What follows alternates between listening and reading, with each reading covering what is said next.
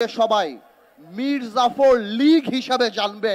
বাংলাদেশের জনগণ সেই গণভবনকে তাদের কবরের ভবন বানিয়ে দিয়েছে। আজকে একবার কল্পনা করে দেখুন, আজকে ৩৫ দিন আওয়ামী লীগ নাই, একটা মুরগির খোপ তারা পায় নাই যেখানে দাঁড়ায় তারা বলবে যে আমরা আওয়ামী লীগ চালাবো। এবার চিন্তা করেন, এটা হার না, এটা পতন, এটা আল্লাহর তরফ থেকে আসছে। আমার এখানে অনেক ভাইদের বক্তব্য আমি শুনলাম, তারা বলছেন যে আমরা বিচার চাই। ভাইয়েরা আমার, আমি বলবো বিচার শুধু আরম্ভ হয়েছে ইনশাআল্লাহ।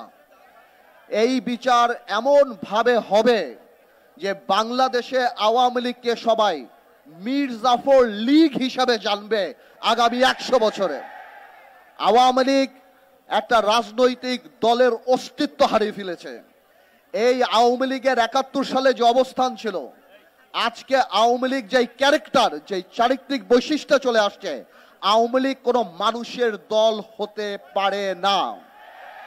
আজকে ভাইয়েরা বোনেরা, আজকে আপনারা এই ছাত্র বৈষম্য আন্দোলনে ছাত্র জনতার যে আন্দোলন দেখছেন, এই আন্দোলন 17 বছর মানুষের পুঞ্জীবিত ক্ষোভ। এই আন্দোলন এমন এক পিতার আন্দোলন যে লজ্জায় তার পরিবারের সাথে ভাত খেতে বসে নাই, কারণ সে বাজার করতে পারে না। এই আন্দোলন সেই আন্দোলন যারা শেয়ার মার্কেটে সর্বস্ব হারিয়ে সুইসাইড করেছে, আত্মহত্যা করেছে। এই আন্দোলন সেই আন্দোলন যখন মানুষ বাজারে যাওয়া বন্ধ করে দিয়েছে, বলতো বাজারে গেলে আমরা লজ্জা পাই।